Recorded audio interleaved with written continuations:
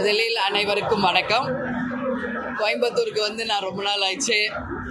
முதலில் இங்கே இருக்கிற அனைத்து பத்திரிகையாளர்களுக்கும் என்னுடைய வணக்கங்களை நான் தெரிவித்துக் கொள்கிறேன். இன்றைக்கு தேசிய முற்போக்கு திராவிட கழகத்தின் சார்பாக கழகத்தில் நிறைய ஃபங்க்ஷன், அதாவது திருமணம், ஒரு ஆஃபீஸ் திறப்பு விழா, அப்புறம் நலத்திட்ட உதவிகள் வழங்கும் விழா, அந்த மாதிரி நிறைய ஃபங்க்ஷன்ஸில் அட்டன் பண்ணுறதுக்காக இன்றைக்கி நான் கோயம்புத்தூர் வந்திருக்கிறேன். இங்கே உங்கள் அத்தனை பேரையும் நான் வந்து சந்தித்ததில் உண்மையில் மகிழ்ச்சி அடைகிறேன். இன்றைக்கி தமிழ்நாட்டில் நிறைய விஷயங்கள் நடந்து கொண்டிருக்கிறது.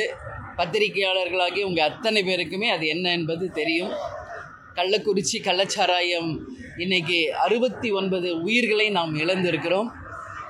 நேற்று மிக முக்கியமாக ஒரு பொறுப்பில் இருக்கும் மூத்த அமைச்சர் அவர்கள் சட்டமன்றத்தில் பேசும் பொழுது சரக்கில் வந்து கிக் இல்லாததுனால மக்கள் வந்து கள்ளச்சாராயத்தை நோக்கி செல்கிறார்கள் என்று ஒரு மிக மிக ஒரு மோசமான ஒரு பதிவை சட்டசபையில் பதிய வைத்தது உண்மையாக தேசிய முற்போக்கு திராவிட கழகத்தின் சார்பாக வன்மையாக அதை நாங்கள் கண்டிக்கிறோம். ஒரு முதலமைச்சர் முன்னாடி ஒரு மூத்த அமைச்சர், அதுவும் சட்டமன்றத்தில் என்ன பேசணுன்றது கூட தெரியாமல் கிக்குங்கிறாரு, சரக்கை பற்றி பேசுகிறாரு என்று கிறுக்குத்தனமாக பேசியிருக்காரு. இதை வன்மையை நாங்கள் கண்டிக்கிறோம். அப்போது நீங்கள் 69 உயிர்களுக்கும் முழு சாட்சி இப்போ நடக்கின்ற திமுக தான் என்பதை அவரே தன்னுடைய வாயால் ஒத்துக்கிட்டாரு. அப்படின்றத தான் நம்ம இங்கே பார்க்க வேண்டி இருக்கிறது. கள்ளச்சாராயம் என்று ஒன்று வரக்கூடாது என்பதற்காக தான் டாஸ்மாக் அப்படின்னு சொல்லி இன்னைக்கு தமிழ்நாடு முழுக்க டாஸ்மாக் கடைகளை நடத்தி ஆண்டுதோறும் 45,000 கோடி நீங்கள் அதில் சம்பாதிச்சு மக்கள் உயிரை பணயம் வச்சு இன்றைக்கி ஒட்டுமொத்த தமிழகத்தையும் குடிகாரர்களாக மாற்றிய பெருமை தான் இந்த ஆட்சியாளர்களுக்கு இருக்கிறது.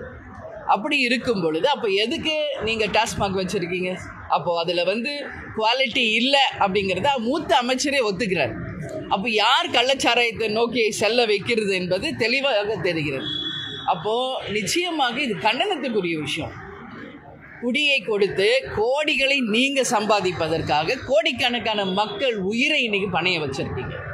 இது வன்மையாக கண்டிக்கக்கூடிய விஷயம். இன்றைக்கி கள்ளக்குறிச்சி மட்டும் இல்லை, இப்போ திருப்பூர்லேயும் இந்த மாதிரி ஒரு நிகழ்வு நேற்று நடந்தது. பொள்ளாச்சியிலையும் இது மாதிரி ஒரு நிகழ்வு நேற்று நடந்ததாக நான் கேள்விப்பட்டேன், பார்த்தேன். உண்மையிலேயே மன வருத்தமாக இருக்குது. இது இங்கே மட்டும் இல்லை, தமிழ்நாடு முழுக்க இருக்குதுங்க. கொஞ்சம் கூட பொறுப்பில் இருக்கிற அமைச்சர்கள் முழு பூசணிக்காயை சோத்தில் மறைக்கிற மாதிரி இறந்தவங்களுக்கு ஒரு 10 லட்சம் ரூபாயை கொடுத்து வாய் அடைச்சிடுறாங்க. ஆனால் இன்றைக்கி ஒரு மூத்த அமைச்சர் சட்டசபையில் சொல்கிறாரு, அவங்களா பார்த்து திருந்தினாலே ஒளி இது திருத்த முடியாது என்று சொல்வதற்கு எதற்கு இந்த ஆட்சி? எல்லா இடத்துலையும் போலீஸ் ஸ்டேஷன் வைக்க முடியாது என்று சொல்பவர்களுக்கு டாஸ்மாக் கடை மட்டும் வைக்க உங்களால் முடியும், போலீஸ் ஸ்டேஷன் வைக்க முடியாதா என்று மக்கள் கேள்வியை நான் எழுப்புகிறேன். ஏன்னா இது மிகப்பெரிய ஒரு தலைகுனிவு. எதை நோக்கி தமிழ்நாடு சென்று கொண்டிருக்கிறது என்பதே கேள்விக்குறி. டாஸ்மாக் ஒரு பக்கம், கள்ளச்சாராயம் ஒரு பக்கம், போதை வஸ்துகள். முந்தா நேற்று நான் வந்து ஆளுநர் ரவி அவர்களை சந்தித்து இதை சிபிஐ வழக்காக மாற்ற வேண்டும் என்று தேசிய முற்போக்கு திராவிட கழகத்தின் சார்பாக நாங்கள் கோரிக்கை வச்சோம். அப்போ அவரே மிகப்பெரிய ஒரு மன வருத்தத்தை பதிய வச்சார். கஞ்சா என்பது மட்டும் இங்கே அழிவு கிடையாது, இங்கே வந்து ஃபைபர் ட்ரக்ஸ் அப்படிங்கிறது, ஹெரோயின், அந்த மாதிரி இதுதான் மிக கொடுமையாக இன்றைக்கி பள்ளி படிக்கின்ற மாணவர்கள் முதல் முதியோர்கள் வரை அத்தனை பேரும் பாதிக்கின்ற ஒரு நிலைமை இருப்பதாக ஆளுநர் அவர்களே மன வருத்தத்தோடு பதிய வைக்கிறார். அப்போ தமிழ்நாடு எதை நோக்கி சென்று கொண்டிருக்கிறது என்பதை தமிழக மக்கள் நீங்கள் உணர வேண்டும். ஏன்னா நாங்கள் கேப்டன் 40 வருஷமாக மக்களுக்காக உழைச்சி மக்களுக்காக உதவி செய்து எத்தனையோ நல்ல விஷயங்களை மக்களுக்காக சொல்லியிருக்காரு. பட் மக்கள் நீங்கள் புரிஞ்சுக்கணும், எது நல்ல ஆட்சி, நமக்கான ஒரு நல்ல தலைவர் யார் என்பதை மக்கள் நீங்கள் தீர்மானிக்கணும்னு சொல்லி நான் கேட்டுக்கிறேன். அதே மாதிரி விருதுநகரில் நேற்று பட்டாசு ஆலையில் 4 உயிர்கள் பலியாயிருக்காங்க.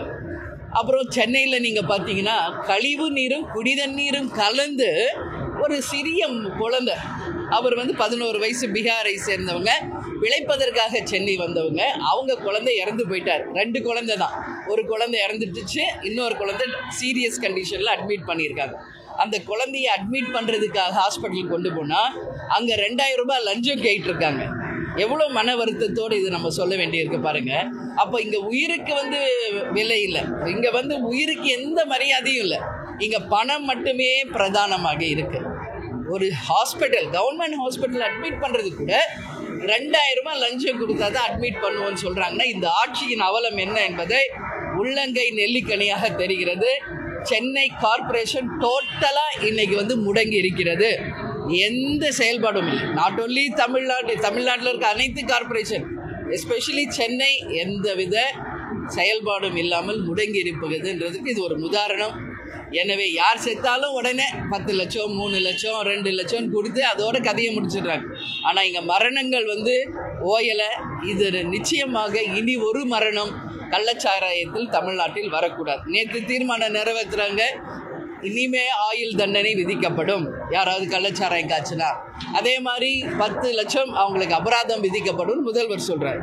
அப்போ இப்போ கைது செய்யப்பட்டிருக்காங்களே 2000 பேர், அவர்களுக்கும் இந்த சட்டம் செல்லுமா என்பதை முதல்வர்கள் சொல்லணும். இவ்வளோ வருஷம் தூங்கிட்டு இப்போதான் ஆழ்ந்த உறக்கத்திலிருந்து எழுந்திருச்சது போல இப்போதான் ஏதோ முதல் வாட்டி கள்ளச்சாராயம் காய்ச்சுற மாதிரி இப்போதான் தீர்மானத்தை நிறைவேற்றுறாங்க. எப்போ 69 உயிர் இழந்த பிறகு கடந்த ஆண்டு 22 உயிரை இழந்திருக்கோம் செங்கல்பட்டு, மரக்காணம், விழுப்புரத்தில். இப்போதான் ஆழ்ந்த உறக்கத்தில் இருந்து திமுக விழிச்சிருக்காங்க. இப்போதான் அவங்க சொல்கிறாங்க, என்ன சொல்கிறாங்க, ஆயுள் தண்டனைன்னு சொல்கிறாங்க. இது உண்மையிலே கண் துடைப்பு நாடகம் தான். இது கூட கேஸ் ஃபைல் பண்ணாதான் ஆயுள் தண்டனைக்கு போகும். கேஸ் ஃபைல் பண்ணுறதுக்கே விட மாட்டேங்கிறீங்க. ஏன்னா இதை நடத்துவதே ஆளும் கட்சியினரை தான் என்பதை மக்களே இன்னைக்கு சொல்கிறாங்க. கள்ளக்குறிச்சியில், கருணாபுரத்தில் நேரடியாக சென்று அனைவரையும் சந்திச்சுட்டு தான் நான் இந்த முன்னாடி பதிய வைக்கிறேன். மொத்தமாக ஆளும் கட்சி தான் துணையோடு தான் கள்ளச்சாராயம் காய்ச்சப்படுகிறது கல்வராயன் மலையில்.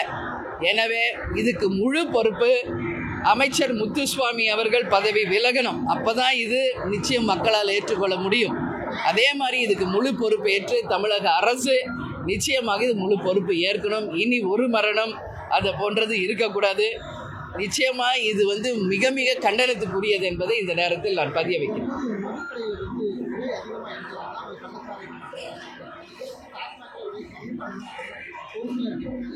இல்லை, நேற்று அமைச்சர் துரைமுருகன் சட்டசபையில் பேசினதான் சொல்கிறேங்க. அவரே சொல்கிறாரு, கொஞ்சம் கூட ஒரு சீனியர் மினிஸ்டர் இன்னைக்கு என்ன சொல்கிறாரு, சரக்குல கிக்கு இல்லைன்னு ஒரு கேவலமான ஒரு ஸ்டேட்மெண்ட்டை சட்டசபையில் கொடுக்குறாரு. இது எந்த அளவு ஒரு தமிழ்நாட்டுக்கும் தமிழக மக்களுக்கும் தலைகுனிவு. ஏன் அந்த மாதிரி ஒரு ஐட்டம் நீங்கள் ஏன் விற்கிறீங்க? அப்போ இந்த கவர்மெண்ட் தரம் இல்லாதது என்பது இதில் தெரியுதா? அப்போது நீங்கள் போலீஸ் சரக்கை மக்களுக்கு விற்கிறீங்க அதிக விலைக்கு, அதனால் அதை வாங்க முடியலன்னு எல்லோரும் கள்ளச்சாராயத்துக்கு போகிறாங்கன்னு அவரே சொல்கிறாரு. இதை விட என்ன இருக்கு? இந்த ஒரு சான்று போதும். இந்த அரசு நிச்சயமாக டிஸ்மிஸ் செய்யப்பட வேண்டிய அரசு என்பதற்கு மூத்த அமைச்சர் பதிய வச்ச இந்த ஒரே ஒரு சான்று போதும். இன்னைக்கு இத்தனை உயிர்களை இன்னும் நம்ம இழக்க போகிறோம். தமிழ்நாடு முழுக்க இன்னும் எல்லா இடத்துலையும் இருக்குங்க கள்ளச்சாராயம். இது நிச்சயமாக இரும்புகரம் கொண்டு அடக்கினாலே ஒழிய ஆட்சியாளர்கள், அதிகாரிகள், காவல்துறை, மக்கள் எல்லாரும் இணைந்தால்தான் இதை நிச்சயம் சரி செய்ய முடியும். ஆனால் இவங்களுக்கு காசு வருதுன்னு அதை ஊக்கப்படுத்திக்கிட்டு இருக்காங்க. இது வன்மையாக கண்டிக்கக்கூடிய ஒரு விஷயம்.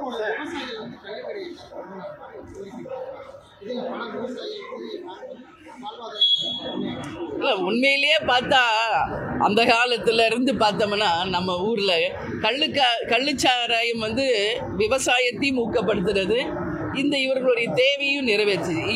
நான் இப்போ கோயம்புத்தூரில் இருக்க கொங்கு மண்டல மக்கள், விவசாயிகள் பலர் பேருடைய பல நாள் கோரிக்கை இது.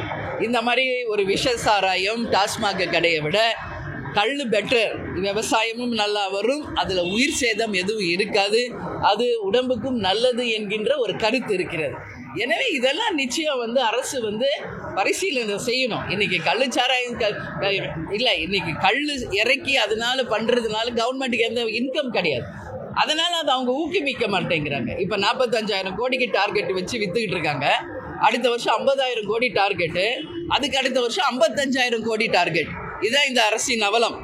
இன்றைக்கி மக்கள் உயிரை பணைய வச்சு தான் இங்கே ஆட்சியே நடக்குது. போன எதிர்க்கட்சி தலைவராக இருந்தப்போ ஸ்டாலின் அவர்களும் அவர் மனைவியும் அவரது மகனும் அவங்க வீட்டு வாசல்லே நின்று கருப்பு கொடி காமிச்சாங்க, மதுவை ஒழிப்போம்னு சொன்னாங்க. ஏன் இப்போ உங்கள் ஆட்சி தான் நடக்குது? ஏன் மதுவை இப்போ ஒழிக்கல? எல்லாத்துக்கும் முதல்ல நிற்பார்ல எதிர்க்கட்சி தலைவராக, ஏன் இன்றைக்கி கள்ளக்குறிச்சிக்கு போகல? ஒருத்தரையும் போய் ஏன் நேராக சந்திக்கல? எதுக்கு எடுத்தாலும் போய் முன்னாடி நிற்கிற முதல்வர் முழு பொறுப்பேற்று அந்த மக்களை போய் சந்திக்கணுமா இல்லையா? ஏன் சந்திக்கல? அதே மாதிரி கனிமொழி அவர்கள் தமிழ்நாட்டில் தான் அதிக இளம் விதவைகள் இருக்காங்கன்னு சொன்னாங்க. இப்போ யாராவது பிரஸ்காரங்க போய் மைக்கு நீட்டினாலே கழுவுற மீனில் நழுவுற மீன் மாதிரி ஓடுறாங்க, பயந்து ஓடுறாங்க. ஏன்னா பதில் சொல்ல முடியாது. இந்த ஆட்சி அக்கறை அவ்வளோதான் போன வாட்டி சொன்னாங்க. இப்போ எங்கே போச்சு இந்த ஆட்சியின் அக்கறை என்ன என்ற மக்கள் கேள்வியை நான் அவங்க கிட்ட கேட்குறேன். கலைஞர் இருந்தப்போ ஒரு வாட்டி சொன்னார் முழு மது விலக்குன்னு. ஸ்டாலின் அவர்களும் இதே வார்த்தையை சொன்னார். இது உதயாநிதியும் வரும்போது என்ன சொல்கிறாரு? எங்கள் ஆட்சி வந்தோடனே முழு மது விலக்குன்னு. இப்போ என்ன இருக்கு? 3 வருஷம் முடிஞ்சு 4வது வருஷம் போயிட்டுருக்கு. ஏன் இப்போ அதை பற்றி பேச மாட்டேங்கிறீங்க? உண்மையிலேயே இன்னைக்கு ஸ்டாலின் சொல்கிற நாங்கள் ஒன்றும் ஓடி ஒளியல, எதையும் மறைக்கலைன்றார். உண்மையிலேயே ஓடி ஒளியலைன்னா நீங்கள் கொடுத்த ஸ்டேட்மெண்ட் பிரகாரம் தமிழ்நாட்டில் முழு மது விலக்கை கட்டாயம் கொண்டு வந்து கள்ளச்சாராயம் எங்கும் இனி காய்ச்சப்படுவதில்லை என்பதை மக்களுக்கு உறுதி செய்யணும்னு சொல்லி நான் கேட்டேன்.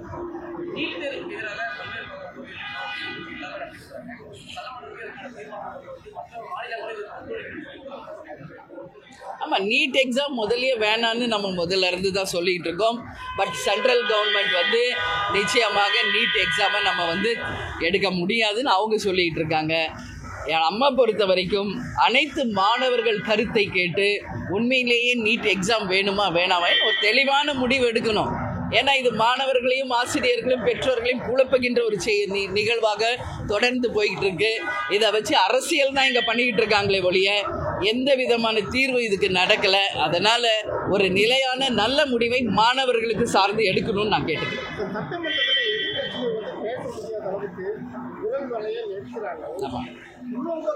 சபாநாயகரை என்ன சொல்றாருன்னா, இவங்களை வெளியேற்றிய பிறகு இந்த நிகழ்ச்சிகளை இந்த காட்சிகளை செய்தி ஊடகங்கள் பயன்படுத்தக்கூடாதுன்னு சொல்லி ஒரு கடிதம் கொடுக்குறாங்க.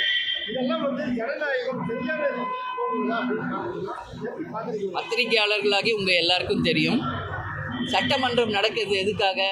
மக்களுடைய பிரச்சனையை பேசுறதுக்கு தான் சட்டமன்றம். மக்களுடைய வரி பணத்தில் தான் அந்த சட்டசபையே நடக்குது. அப்போது அங்கே போய் மக்கள் பிரச்சனை பேசக்கூடாது, ஏதாவது இதை பேசணுன்னா அவர்களை அவை காவலர்களை வச்சு வெளியேற்றுறது எந்த வகையில் நியாயம்? இதே திமுக இன்னைக்கு சொல்கிறாங்க விளம்பரம் தேடுவதற்காக தான் இவங்க சட்டசபையை முடக்கிறாங்க. அதுதான் நேற்று முந்தா நேரத்தில் நான் சொல்லியிருப்பேன். உங்களுக்கு எல்லாருக்கும் தெரியும், கடந்த முறை எதிர்க்கட்சியாக இருந்தபோது திமுக எத்தனை முறை வெளிநடப்பு செஞ்சுருக்காங்க, எத்தனை முறை அவை நடக்க விடாமல் தடுத்திருக்காங்க. உச்சபட்சமாக சபாநாயகர் தனபால் அவர்களுடைய இருக்கையிலேயே போய் கூக்கா செல்வம் அவர்களும் அதே மாதிரி இன்னைக்கு இன்னொரு எம்எல்ஏவும் போய் உட்காந்து அட்ராசிட்டி பண்ணாங்க. ஆனால் அதிமுக அப்படி ஒன்றும் பண்ணலையே. நியாயமாக கள்ளச்சாரை விவாகரத்தை நம்ம பேசணும்னு சொல்லி தான் கேட்டாங்க. அதுக்கே அனுமதி இல்லையே.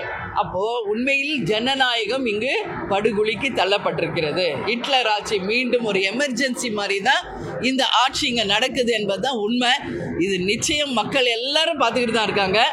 இன்றைக்கி அவர் பெருமை பேசுகிறார், கூலி சேதாரம் இல்லாமல் 40க்கு 40 வந்துருச்சு, அடுத்தது 200க்கு 200 நாங்கள் தான் விக்கிரவாண்டி தேர்தலில் எதிர்த்து போட்டியிடுபவர்களை டெபாசிட் இழக்க செய்வோம். அதைத்தான் நான் சொல்கிறேன். அடுத்த தேர்தலை நோக்கி தான் இந்த ஆட்சியாளர்கள் இருக்கிறார்களே ஒழிய அடுத்த தலைமுறையை யோசிக்கின்ற கட்சியாக இன்றைக்கி திமுக இல்லை. அடுத்த தலைமுறை அவங்க குடும்பத்தை மட்டும் அவங்க தலைமுறையை பார்லிமெண்ட் வரைக்கும் போய் பதிய வைக்கிறாங்க. கலைஞர் பேர், ஸ்டாலின் பேர், அடுத்து உதயாநிதி பேர் வரைக்கும் பார்லிமெண்ட்டில் அவங்க எம்பிஸ் எல்லாம் பதவி ஏற்கிறப்போ அவங்க தலைமுறைக்கு பாதுகாப்பையும் இன்னைக்கு நிலைநிறுத்துறாங்க. தமிழக மக்களின் வாழ்வாதாரத்திற்கு என்ன எதிர்காலத்துக்கு இந்த விட்டு செல்கிறார்கள் என்ற கேள்வி நான் கேட்குறேன். ஒரு பக்கம் மணல் கொள்ளை, ஒரு பக்கம் கனிம வள கொள்ளை, ஒரு பக்கம் டாஸ்மாக், ஒரு பக்கம் கள்ளச்சாராயம், ஒரு பக்கம் கஞ்சா போதை விற்பனை. இந்த எங்கேயும் வேலை கிடையாதுங்க. இதுதான் உண்மைங்க. இப்படி போயிட்டு இருந்தால் தமிழ்நாடு எப்படி இது சரியாக வரும்? இன்றைக்கி நேற்று பார்த்தீங்கன்னா விருதுநகரில் பார்த்தீங்கன்னா பட்டாசாலை வெடி விபத்து. அங்கே பெண்கள்லாம் பேசுகிறப்போ அவ்வளோ மனசு கஷ்டமாக இருக்குது. வாழ்வாதாரமே கிடையாது. இன்றைக்கி அந்த பட்டாசையும் இன்றைக்கி நெருப்பெட்டியும் பார்த்து தான் நாங்கள் பிழைக்க வேண்டியிருக்கு. இன்றைக்கி இப்படி மாதிரி வெடித்து அனைவரும் இறந்தால் விவசாயமும் இல்லை. அப்போ எங்களுக்கு எல்லாம் வாழ்வாதாரம் என்ன என்று மக்கள் கேள்வி கேட்குறாங்க. இன்றைக்கி இப்போ துபாய் போனார், சிங்கப்பூர் போனார், பல கண்ட்ரிஸ் போனார் முதல்வர். எதுக்கு? பல முதலீடுகளை தமிழ்நாட்டுக்கு கொண்டு வந்து அனைவருக்கும் வேலை வாய்ப்புன்னு சொன்னார். இப்போ அமெரிக்கா போறாராம். எதுக்குன்னா முதலீடுகளை கவருவதற்காக. இவங்க பர்சனலுக்கு போறாங்களா இல்லை மக்களுக்காக போறாங்களான்றதை இங்கே கேள்விக்குறி. ஏற்கனவே சென்ற போது எத்தனை இங்கே முதலீடுகள் கொண்டு வந்தாங்க, இதில் எத்தனை லட்சம் பேருக்கு அவங்க வேலை வாய்ப்பை கொடுத்துருக்காங்கன்றதை வெள்ளை அறிக்கையாக மக்களுக்கு சொல்லணும். சும்மா கண் துடைப்பு நாடகத்தை நடத்திக்கிட்டு இருக்காங்க. தமிழக மக்களே, உங்களுக்காக தான் நான் பேசுகிறேன். நீங்கள் அட்லீஸ்ட் இனிமேலாவது விழிப்புணர்வோடு இருங்க. நிச்சயமாக இனி வரும் காலம் மக்களுக்காக ஒரு நல்ல மக்களாட்சி மலர நீங்கள் சரியான முடிவை எடுக்கணும்னு நான் கேட்டுக்கிறேன்.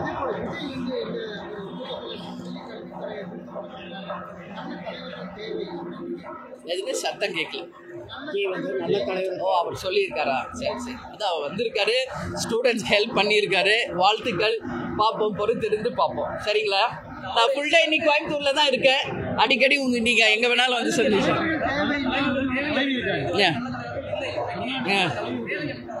நல்ல கலவி இருக்காங்கல்ல. இல்ல, அவர் சொல்லியிருக்காரு. அவர் கருத்து நீங்க தான் கேட்கணும். எதை வச்சு அவர் சொன்னார்ன்றது. இன்னைக்கு இது கேப்டன் 40-50 வருஷத்துக்கு முன்னாடியே இது செய்தது தான். மாணவர்களுக்கு உதவி செய்வது போன்ற பல உதாரணத்துக்கு கேப்டன் தான் நீங்க முன்னுதாரணம். அதனால அவர் விஜய் அவர்கள் இப்போ ஆரம்பிச்சிருக்காரு. அவர் எங்களுடைய வாழ்த்துக்கள். இனி வருங்காலம் அவருடைய செயல்பாடுகள் எப்படி இருக்கிறது என்பதை பார்த்துவிட்டு நான் அதை பற்றி சொல்கிறேன். நன்றி, வணக்கம்.